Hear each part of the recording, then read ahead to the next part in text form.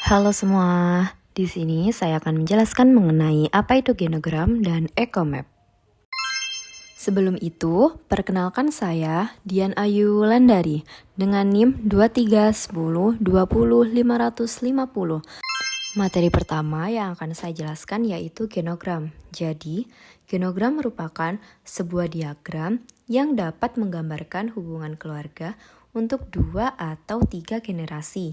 Nah, ada beberapa informasi yang masuk dalam genogram.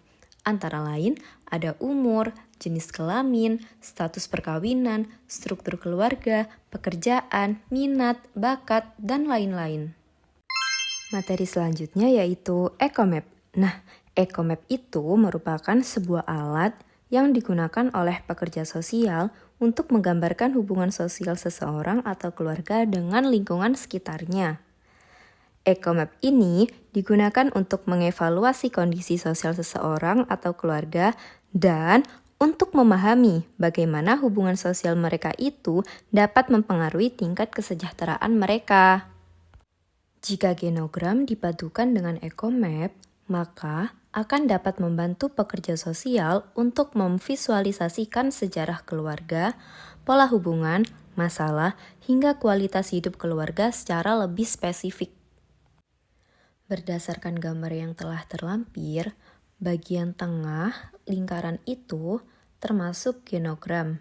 Nah, bagian luar lingkaran yang mengelilingi itu dinamakan ekomap. Selanjutnya ada simbol-simbol yang sering digunakan dalam membuat genogram dan ekomap. Nah, seperti gambar yang telah terlampir itu, ada beberapa contoh gambar. Nah, biasanya untuk gambar segi 4 itu tuh untuk mengkategorikan seseorang itu laki-laki. Nah, kalau lingkaran itu berarti perempuan. Nah, kalau garis lurus itu bisa dikatakan hubungan baik atau juga bisa dibilang udah menikah, ada hubungan gitu. Nah, terus kalau segitiga itu biasanya orang yang sedang mengandung. Nah, kalau semisal nih orang meninggal. Nah, jadi di antara tanda segi 4 atau lingkaran itu dikasih tanda silang. Jadi berarti orang tersebut itu udah meninggal. Dan contoh-contoh lain seperti yang ada di gambar. Selanjutnya, kita akan masuk ke dalam sesi contoh kasus. Bisa dibaca ya teman-teman, contoh kasus di bawah ini.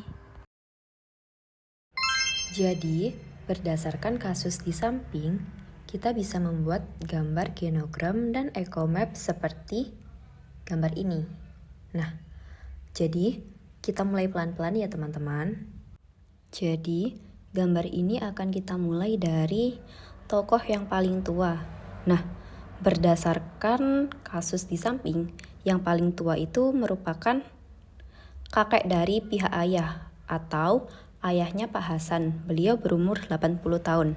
Nah, jadi kita gambar di atas dengan segi 4 karena laki-laki. Selanjutnya kita tulis umurnya berapa? 80 tahun. Nah, berdasarkan studi kasus di samping juga, kakeknya itu, beliau itu mengalami sakit parah. Ya udah, kita tulis kakek 80 tahun sakit parah. Kita kasih keterangan di bawahnya. Selanjutnya kita kasih garis lurus ke bawah untuk anaknya, Pak Hasan. Kita kasih keterangan Pak Hasan 45 tahun. Nah, seperti kasus di samping, bapaknya itu seorang pegawai swasta. Kemudian kasih garis ke samping lagi untuk istrinya. Karena perempuan jadi gambarnya lingkaran ya. Nah, kita tulis aja sesuai dengan kasus di samping. Bu Siti, 42 tahun. Beliau seorang ibu rumah tangga dan memiliki usaha kecil. Selanjutnya, dari Pak Hasan dan Bu Siti, beliau berdua memiliki 3 anak. Jadi kita bikin garis ke bawah.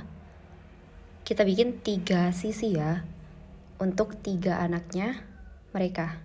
Yang pertama ada Rina. Nah, jadi kita tulis aja sesuai yang ada di deskripsi kasus di samping. Rina, 20 tahun, seorang mahasiswa di luar kota dan jarang pulang ke rumah.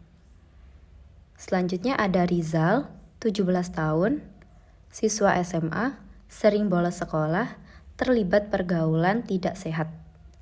Yang terakhir ada Rafa, 10 tahun, beliau anak bungsu, suka menyendiri, dan menunjukkan gejala kecemasan. Nah, pokoknya informasi yang ada dalam studi kasus di samping itu dimasukkan saja ke dalam genogram tersebut. Kalau genogram sudah lengkap dibikin, kita bikin lingkaran besar di luar dari semua itu. Nah, ini untuk pembatas, jadi kita akan bikin eco-map. Seperti penjelasan di depan tadi, bahwa eco-map itu untuk menggambarkan hubungan sosial dengan lingkungannya. Jadi kita mulai dari kakek.